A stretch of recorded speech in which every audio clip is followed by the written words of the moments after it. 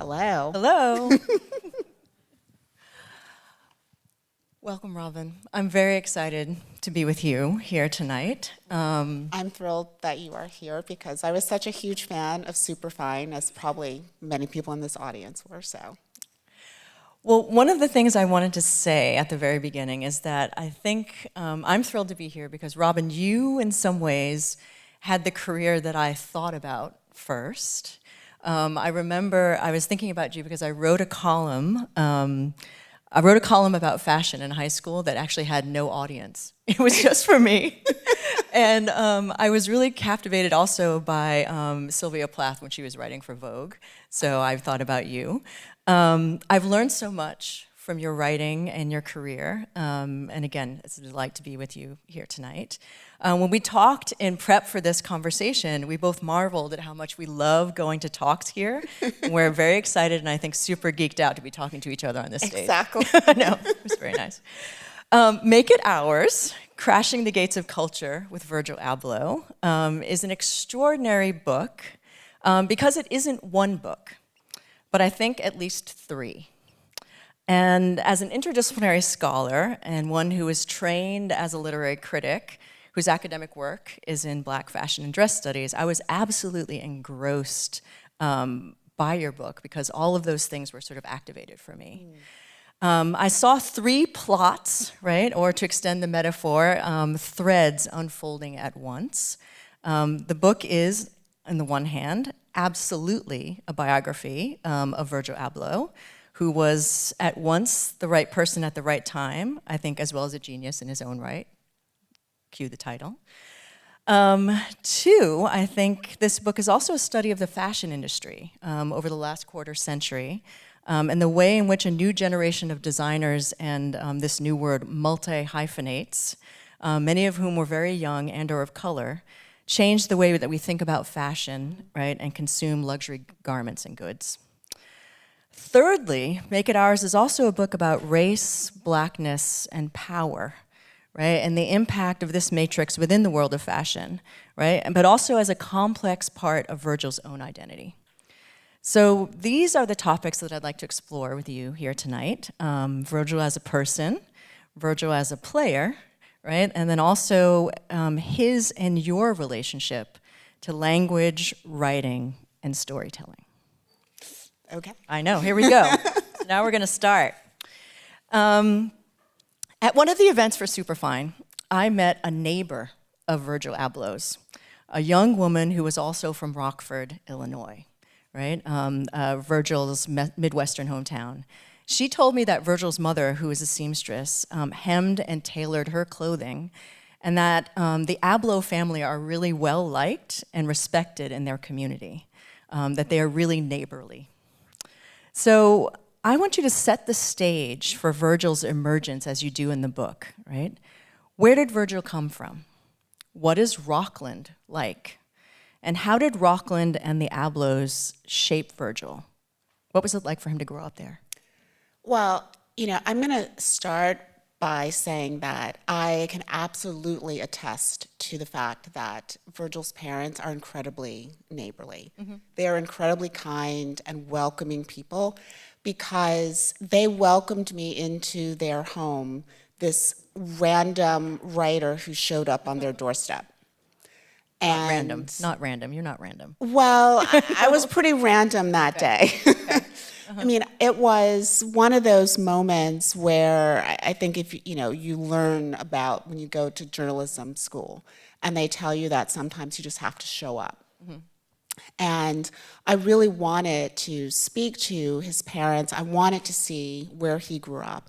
And so I had made this trip out to Rockland. And I had reached out to his parents, but I had not really made contact with them. And so I thought, well, I'll have to show up. Mm-hmm. And my plan was to leave a message, at their door, leave a letter, and I was going to leave it in a copy of my previous book.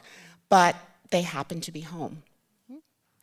And when I explained who I was and why I was there, they did invite me in. And, it was a really interesting conversation because, one, I immediately saw that his mother was still working as a seamstress and in fact had a client there at that time that she was working with. And I also, had the chance to speak to them about some of the choices that Virgil had made. He had gone to a Catholic high school. And the reason that I wanted to sort of start there was because Virgil talked a lot about everything that he did was for his 17-year-old self. Yeah. So I wanted to kind of start when he was 17. And I was curious about why he had gone to a Catholic high school when his neighborhood high school was actually a really good high school. And his father said that Virgil asked to go there because he thought he would get a better education. And, there was, some upheaval in the public school system there that was related to race and desegregation. And it was almost as if Virgil sort of just inherently knew that by choosing the Catholic high school, he could kind of remove himself from that tumult. And so it underscored the degree to which he valued education, the degree to which he was a good kid. And it also spoke to the way in which both of his parents were very much part of a community and considered community important. And you see that carried through in Virgil's work. So can you say a little bit more? One of the things I was fascinated by when you were talking about this early part of Virgil's life and Rockford specifically, right, is that Virgil, by choosing to go to the Catholic high school, one of the things that Virgil chose there, right, was to be an only, or one of the only black students, right, in that school. And there's a way in which that environment or that choice, right, shaped him. And I'm wondering if you can say a little bit. One of the things I was really curious about also was the fact that Virgil's parents were immigrants, right, and he's the son of an immigrant. So can you say a little bit about the sort of Ghanaianness, immigrant, how that in Virgil's early life? I mean, I was really curious about that part of his life because whenever he was described, almost invariably he would be described as the son of Ghanaian immigrants. Right. He was not described as simply African American. Like the immigrant part of his story was, I think, important to him, but it was also important to, I think, the way that people understood him and the way that they placed him within sort of the fashion universe. Right. And, Rockford was coming out of an interesting time period. I mean, it was a city that had an enormous lawsuit filed because the public schools had never really desegregated. I mean, going back to like Brown v. Board of Education, they had really struggled to truly be desegregated schools. And even by the time Virgil was going into high school, the city was still sort of grappling with a lot of that legacy. And, his father had said that the reason that they only had 2 children was because, as he put it, we could only educate 2. We could only afford to educate 2. Right. And, Virgil went to college and studied engineering because his parents wanted him to study engineering. And Virgil said, I knew what they had given up to come here, and I felt the least that I could do is if they want an engineer son, to give them an engineer son. Yeah. And, that part of his sort of immigrant story is also important because it speaks to the way that he saw himself and his possibilities. Because, as one guy said, who was also the son of Ghanaian immigrants, he sort of jokingly said that, in our community, it's basically, Jesus, your family, and your PhD, sort of in that order. And the more education you have, the more armor that is to protect you from racism, from anti-immigrant sentiment, from a poor outcome. And he also said that when you have that sort of ingrained in you, that vision of having roots in a place where everyone at every level of society looks like you and does everything from being president to sweeping the streets, you have this sort of unspoken sense of privilege, of possibility, of belonging in every space. And in many ways, I said it was as though, Virgil moved through his professional life with that same kind of quiet sense of privilege, that he belonged in all the spaces that he wanted to be in. That's fascinating. So let's talk a little bit more about Virgil's education and what it meant to him. You just mentioned that he was first trained as an engineer, civil engineer at University of Wisconsin-Madison, and then an architect at the Illinois Institute of Technology. So I'm wondering how you saw his kind of formal education influencing his fashion design, but also one of the things that I loved about your book is that you sometimes talk about Virgil through either other people or other environments. And one of the when you're talking about his education in the book, you mentioned sort of two buildings that were really important to Virgil's education as an architect. One was the Vander Rohe Crown Building, right on the campus of IIT, and the Rem Koolhaas Building there. So how did those spaces, right, the space of the architecture school, but also the actual spaces that Virgil was in, how did you think that influenced his design? That's a really interesting question. I mean, the Mies van der Rohe building, Mies van der Rohe was sort of the architect of the Illinois Institute of Technology's campus, really, and certainly of the architecture school.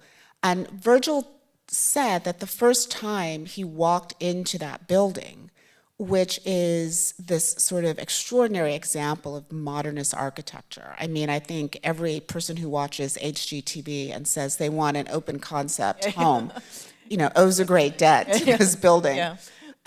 Virgil it wasn't clear exactly what made it special, but he knew that it was special. Something about it. Yeah.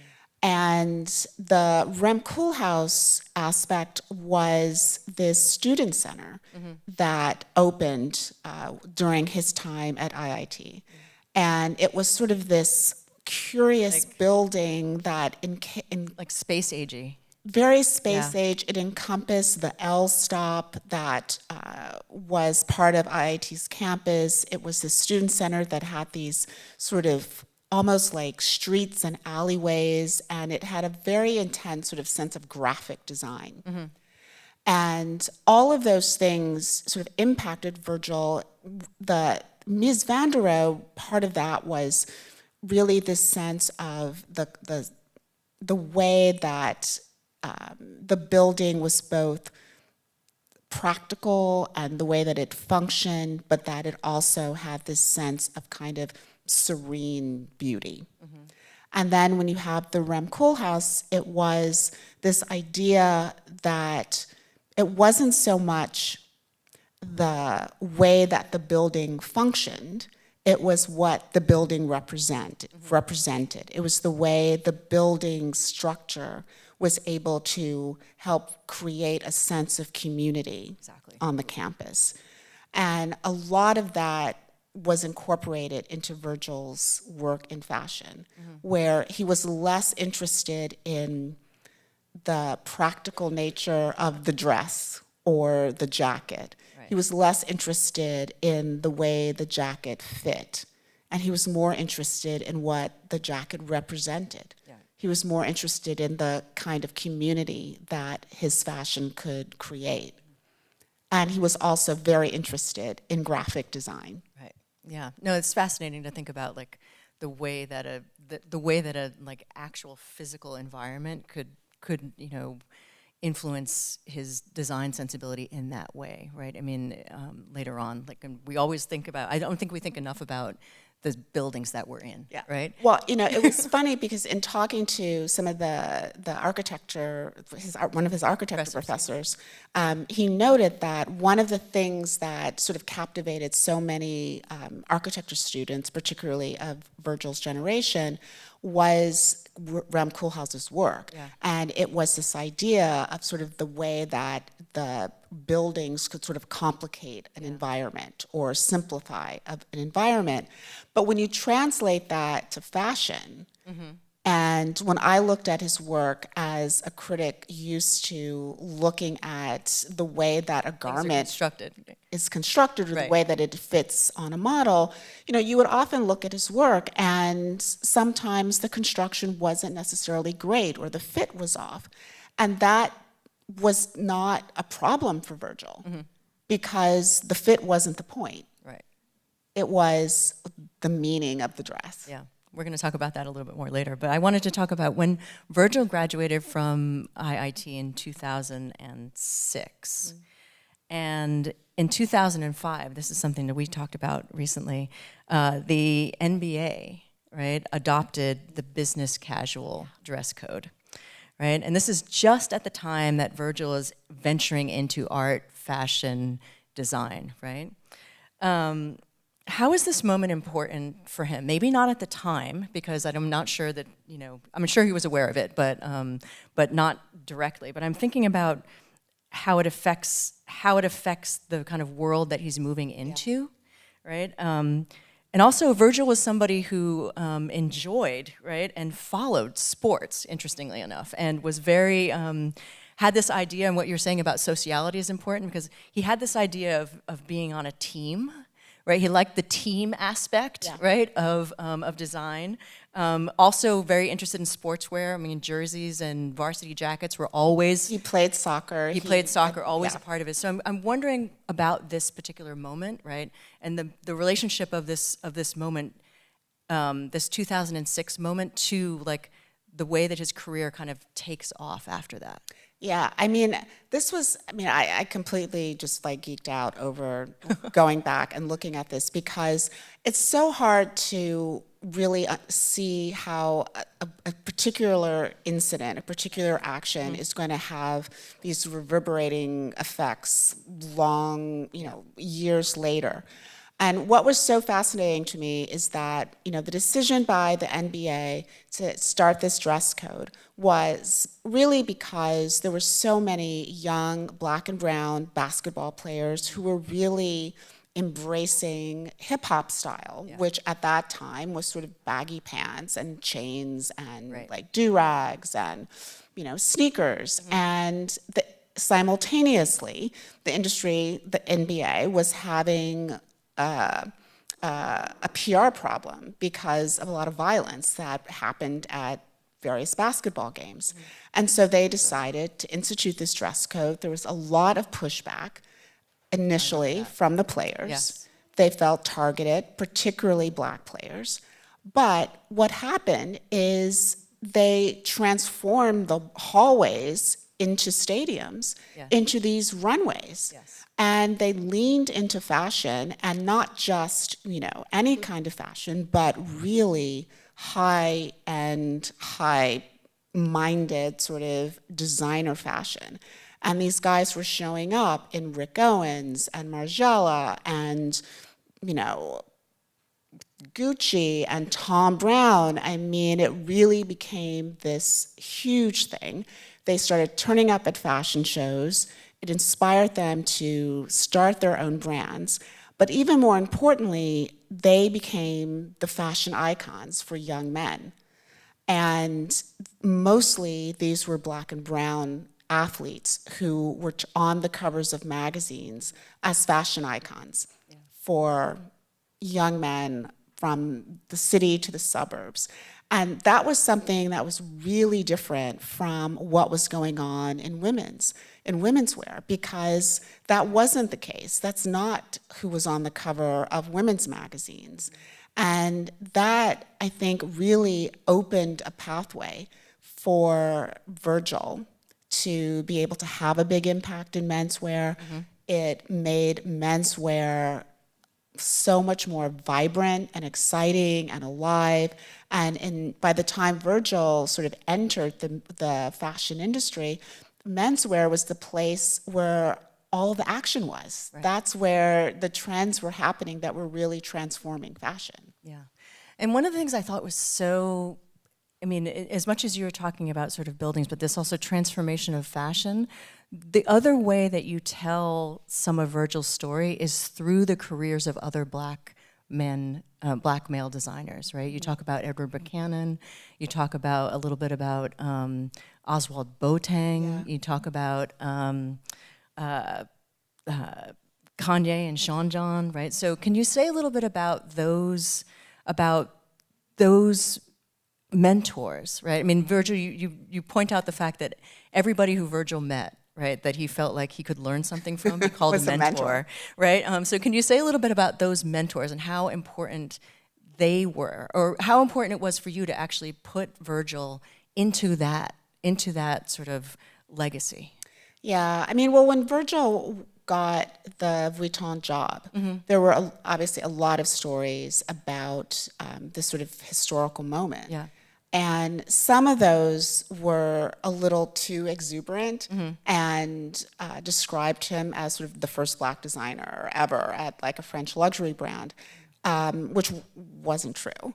And so I thought it was important to go back and to look at the story of people like Edward Buchanan, who had been at Bottega Veneta, and Oswald, who had been at Givenchy. And to really get a sense of what the industry was like for them at that moment, the stereotypes that they had to confront, and in some cases that they were able to quash to some degree. And I was curious about why Virgil's appointment was met with such and this enthusiasm, this sense that it was a blow of success for a whole culture. Right. Versus when Edward and Oswald had achieved something quite similar, and it just sort of never broke out of the little fashion bubble. And even within fashion, it was sort of noted, but it wasn't considered something to really sort of sit with and think about what it really meant. And, you know, both of them were able to achieve a level of success. But I think what was most interesting to me is that both of them had to deal with the issue of race in really challenging ways. You know, in some, you know, for Edward, it sort of slapped him in the face when he arrived, you know, that very first time in Italy, when he was pulled over and basically searched at the airport in really intrusive ways, simply because he was black. And with Oswald, race was something that he really avoided, because he felt that if he even began to address it or even acknowledge it, it would completely overwhelm his work. So I mean, so that kind of brings us to I think the main question, right? In terms of like, how did Virgil navigate, right? Navigate this space. How did he make it, right, to the moment where he becomes this sort of a kind of almost mythological figure in the end, right? In ways that were very different from his predecessors. Like, what were the qualities, right, that he, it's two things. What were the qualities that he had, and then what were the circumstances that he was operating in? Yeah. And I'm thinking here about a little bit about, you know, sort of the way in which he called his first kind of foray into fashion an art project, right? And then also, I can never stop thinking about the fact that he calls his first very successful foray into fashion Off-White. Yeah. That title always gets me. Yeah. I mean, so I'm going to go back to it's a big question. I know. I am sorry. the issue of sort of the Ghanaian immigrant. Okay. And, someone with similar roots had said to me, being a black man in Africa is a bit like being a white man in America. You aren't even aware of the advantages that you have. They simply are there.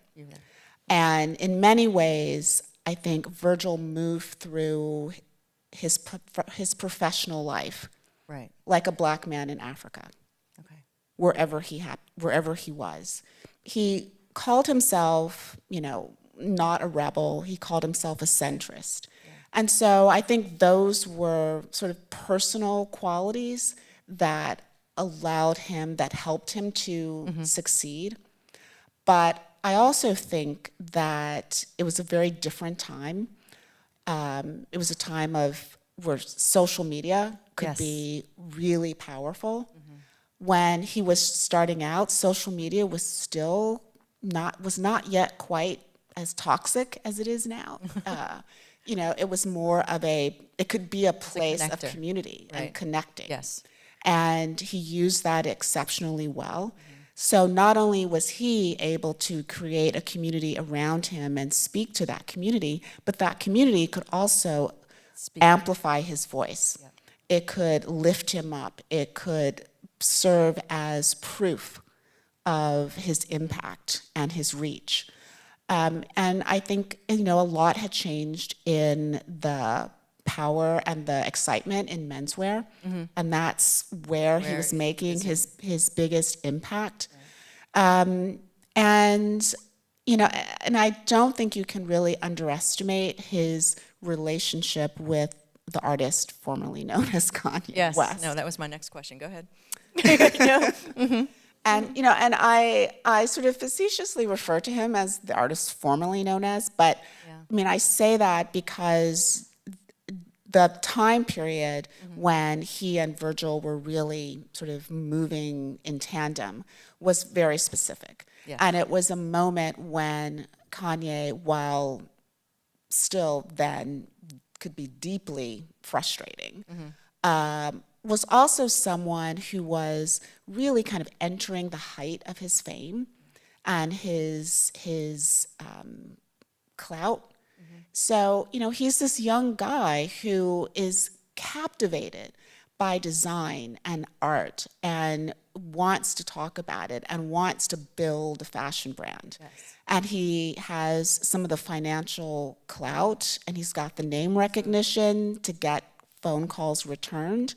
And he is surrounding himself, he is sucking up all of these young men who have the same interests. Yeah.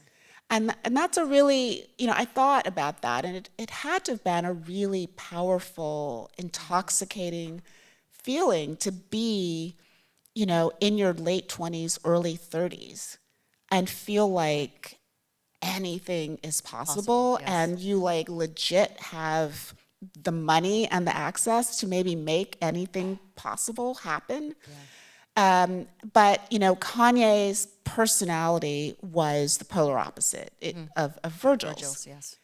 Virgil was not the rebel, Kanye was the rebel. Virgil said that, if Kanye felt a slight, if there had been a microaggression or a microaggression, that he felt the need to respond in the moment.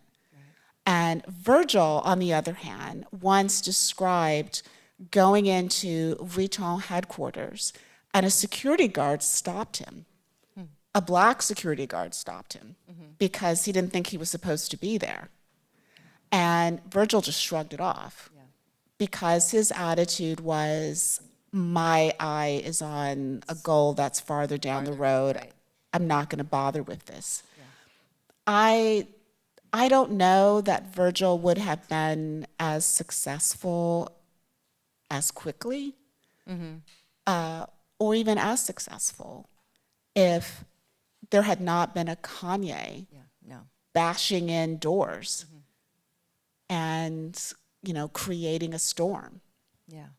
I mean, so one of the things that that I was thinking about was communication, and you just spoke about it a little bit there, where you're thinking about Virgil's ability, right, to in some ways navigate, right? I mean, in some ways, he did that partly through his ability to communicate. You talked about him as having like an incredibly high social IQ, right? And I've always been captivated also by his use of language, not only the incredible way in which he was so articulate about his practice, but the way in which he used language in his designs. Like, he was just an incredible communicator, both with the clothes and with words, right? Yeah, there were stories about how apparently Kanye used to sometimes tell him, just like, enough with the talking. Yeah. Just show it. Yeah, also the way that you describe the two of them is that, Kanye would be talking and Virgil would be in the corner, taking notes, writing notes, like constantly, like trying to kind of organize, like keep things organized and moving along. So it seemed as if Virgil also didn't, and this goes back to what you were saying about him being the son of Ghanaian immigrants, is that Virgil didn't necessarily code switch a lot, right? I mean, in some ways, he was such a good communicator that he was able to kind of reach everybody, right? And I think about that as also a part of, what you're saying is related to social media, but also a part, in some ways, of his design philosophy. So I was thinking about that in relationship to the 3% rule, right? And what is the relationship between this ability to kind of like communicate widely, right? And is there a relationship between that and the 3%? You might have to explain what the 3% is. Yeah, the 3% philosophy was Virgil's belief that, and it really related to his love for collaboration. And he would say that if you take a pre-existing object and you alter it by 3%, you've created something new, which is not true. And he was sued.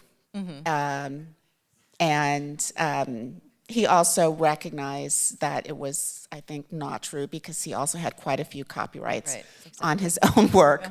But it was this idea that I think allowed him to experiment in ways that where he didn't have to worry so much about failure.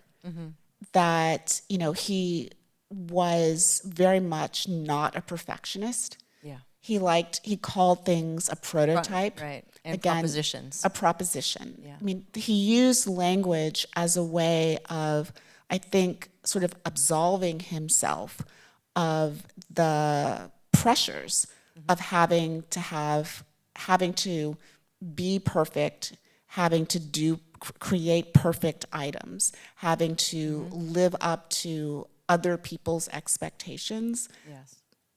It was a way of constantly allowing himself to create and to experiment.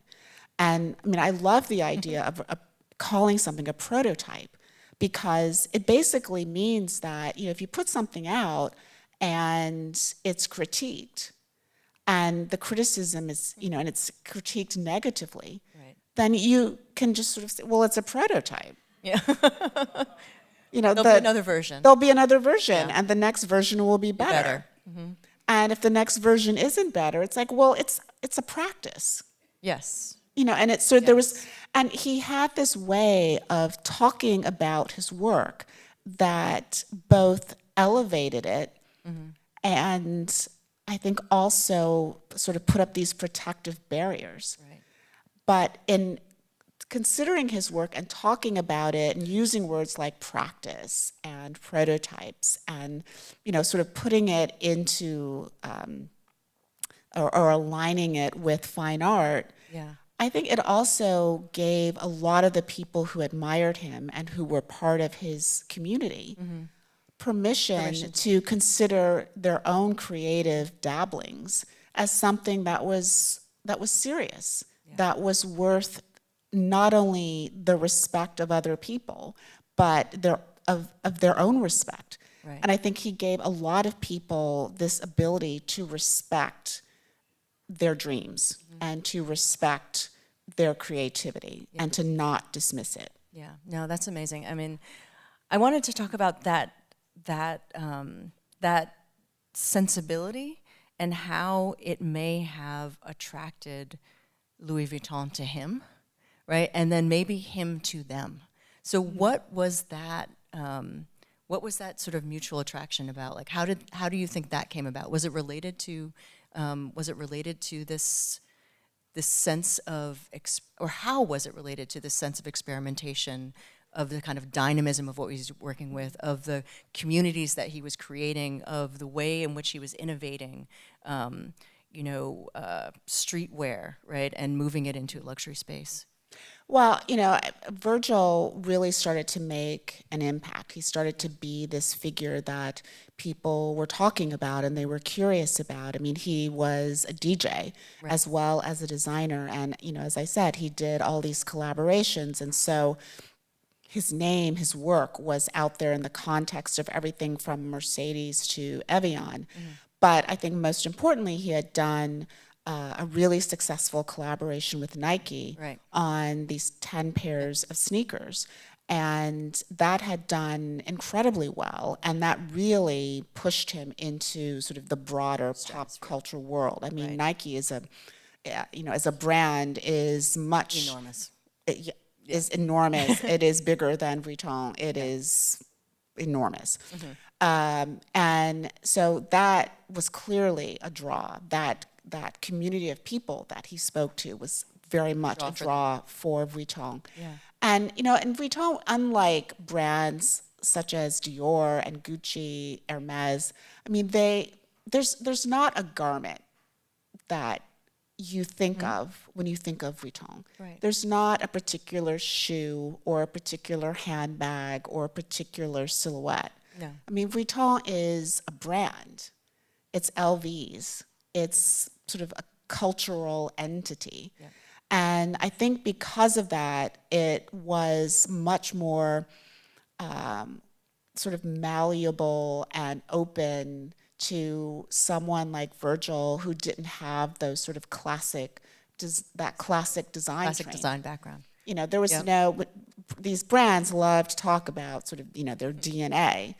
And, the DNA of Vuitton was about travel. It was about global adventure and international, jet setting.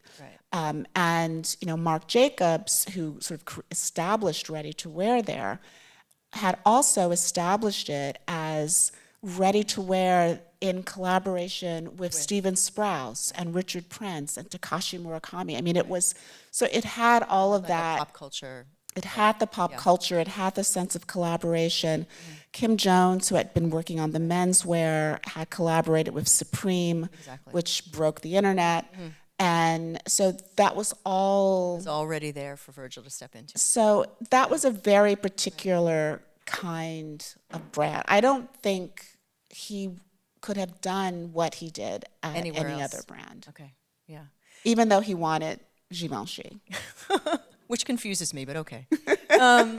So we have a few minutes left, and I want to talk about, one of the things I promised you we would talk about, or that I was so curious about, is you as a writer of this book, right? As I mentioned before, it is a biography, right? But one of the things that I think is so valuable and useful about this biography is that it's not a hagiography.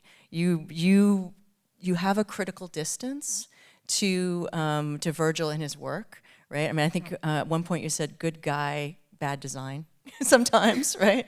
You have a critical distance, and I think that's really, it's kind of unusual, right? When you're writing a biography of somebody, also somebody so beloved, right? And recently passed. So I wanted to ask you a little bit about what the experience of writing this book was like, and how did you approach it, right, as a writer? Well, I was interested in Virgil because of that middle ground. Because of the tension between Virgil as a designer, which was a description that he sometimes issued. You know, he Right. preferred, you know, I'm a creator, maybe not a designer. And the affection that people felt for him, the excitement that people felt for him. And I guess in some ways, you know, I was interested in the off-white Yes. spaces, Yes. right? I mean, he chose the title Off-White because he liked the idea of not being put into a box and not having to be either or. Right. And so I wanted to explore that. I think I started talking to people at the right moment because some, you know, in the immediate aftermath of someone's passing, I mean, there's so much shock and grief that people don't really Especially so want young. Yeah. to want to talk about it. Right. But then I think they move more into a space where they're not only feeling like they can talk about someone, but they really want to, Yeah. because they want to tell the stories, they want to consider what the person meant to them. And I sort of feel like, you know, the best biographies, the best criticism really, is the criticism that also sees the flaws, that also sees the warts, because that makes the person human. And it also, I think, when you can consider sort of the flaws or the weaknesses, I think it makes the successes and the goodness shine brighter. Yeah, yeah. And I think one of the other things that have really impressed me about your approach was precisely that it's a sort of loving distance that you have to him. Because you're also, one of the things that's so important about the book is not only the preservation of, in some ways, Virgil's actual sort of, you know, design approach and all of that stuff, but you're really chronicling this incredible moment in history, right? I mean, the book is as much, I mean, as I was saying before, is as much a biography as it is a portrait of a cultural moment, right? That really, I mean, influences where we are exactly right now, but that had a very kind of, as you were saying before, like a very specific kind of texture. Right? Yeah, I mean, I think the fascinating thing about Virgil is how sort of perfect he was for that moment. Yes, exactly. And, you know, I think about where he would be and what he might be saying with his work today. Yeah. And, you know, I started to get a sense of that during the Black Lives Matter protests, when Virgil struggled a bit with his desire to be a centrist and to stay in the off-white spaces and to, you know, focus on nuance. And because it was a time when people were not interested in nuance. And so I wonder, like, where he would have moved and how far he might have moved away from the center. I mean, I felt like some of the collections, Yeah, he was moving that way. Yeah, that he did after George Floyd was murdered, the emotions and the texture was much more. They were much more complicated. Yeah. You know, that first Vuitton show with, you know, the yellow brick road and the references to the Wizard of Oz and all of that. I mean, it was so fizzy and light and joyful and cotton candy. Right.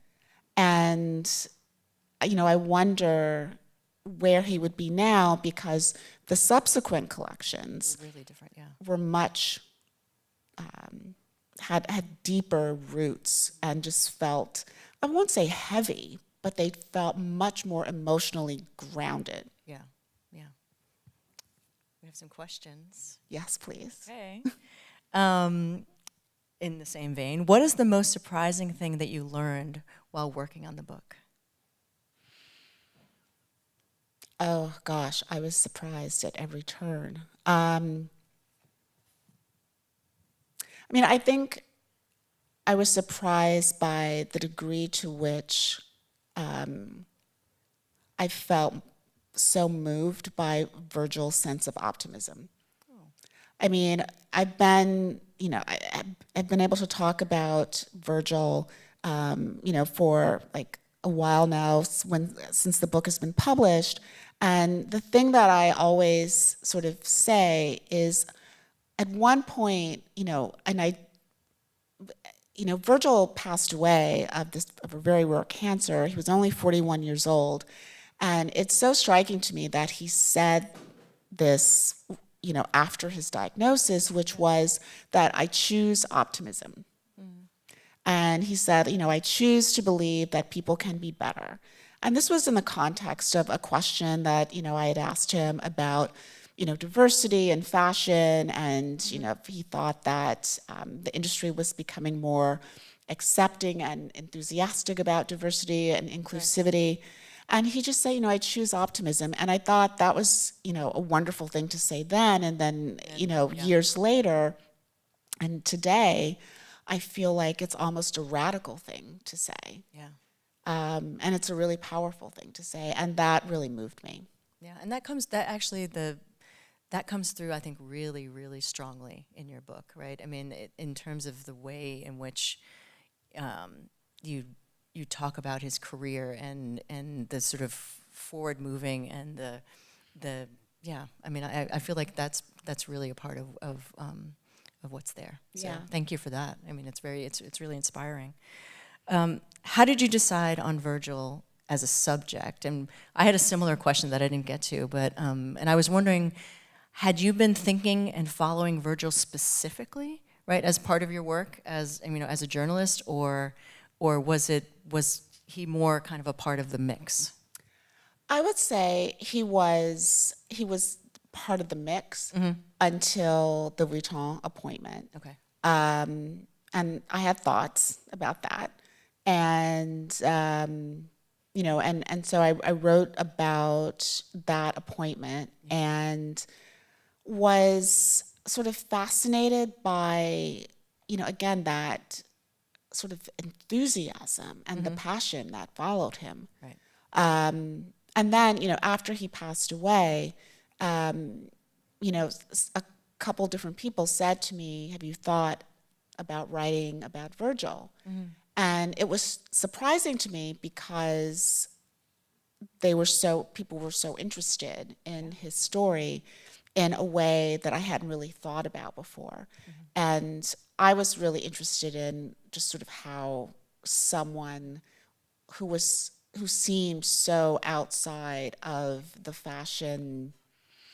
classic fashion tradition, could achieve so much. Right. And when I actually sort of sat down and thought about it for a minute, I realized, wait a minute, he launched Off-White in 2012, 13?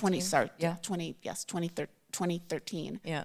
And he was at Vuitton by 2018. Yeah. I mean, that's an extraordinary trajectory. Yeah. Wow. Okay, I think this is our last question. It's a good one. What did Virgil understand best about culture? Ooh. I know. Wow.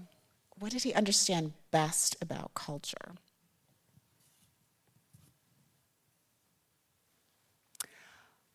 Well, I don't know if this is what he understood best, but I mean, I think he certainly understood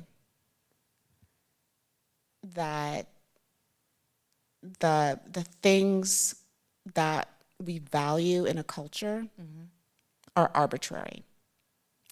And that the choices, the decisions about what is valuable and what is not is, it's really made by the people who have the microphone, right, the people who have the ink, the people who can, put their product out there for consumption.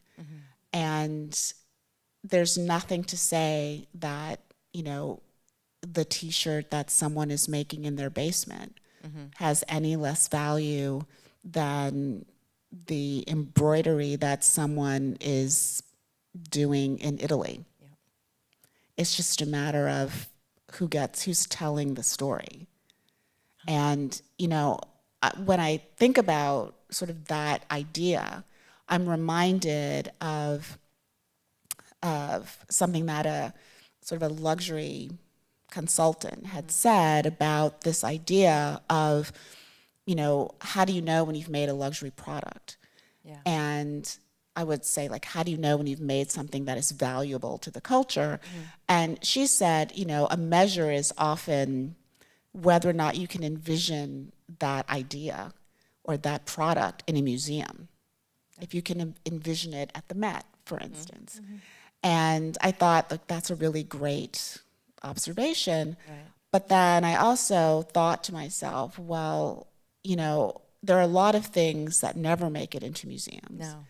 And there are also things that make it into museums that are considered fine art, and then there are things that make it into museums and they're considered sort of anthropology or artifact.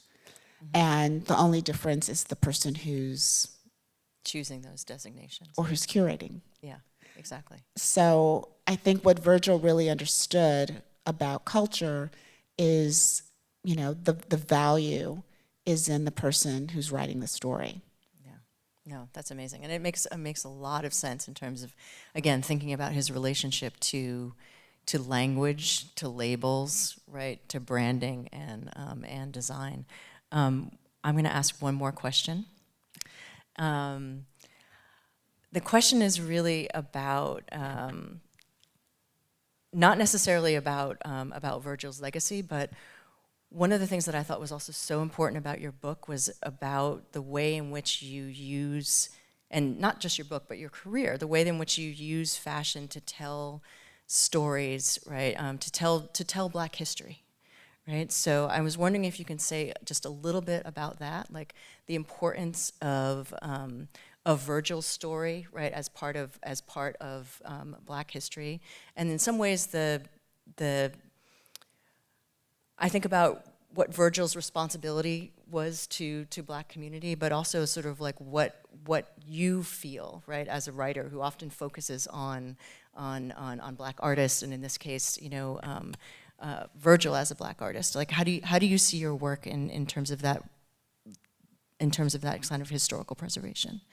Maybe especially in this moment. I think that, as a writer, as a critic, you're bringing your interests and your sense of background to whatever it is that you're writing about. And so I feel that it's always important to be able to show up for, or at least try to, for the people who are telling stories that are not necessarily already part of the mainstream, or may not always get sort of the big stage.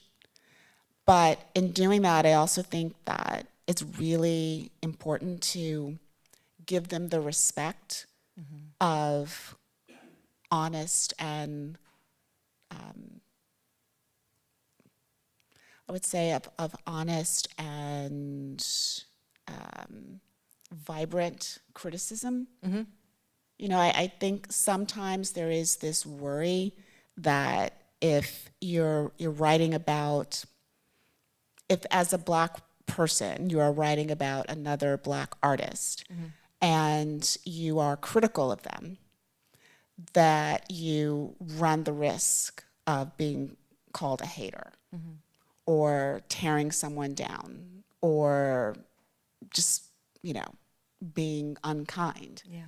And, I remember often, like, my mother would say to me, she would critique something, and she would tell me, like, what was wrong with a paper that I was about to turn in.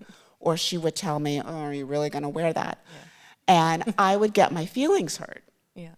And she would say to me, well, if I can't tell you, yeah. Who can? Then who can? Yeah. And I feel like it is incumbent on people to be honest. And because I think that honesty is a sign of the degree to which you respect the work that they're doing. Yeah. And a sign that you want to do whatever little part that you can to encourage them to do the best work that they can do. Yeah, that's amazing. Thank you. Okay, everyone, I think we are at the end of our time. Thank you so much, Robin. Thank you all so much. Thank you. Monica. The best.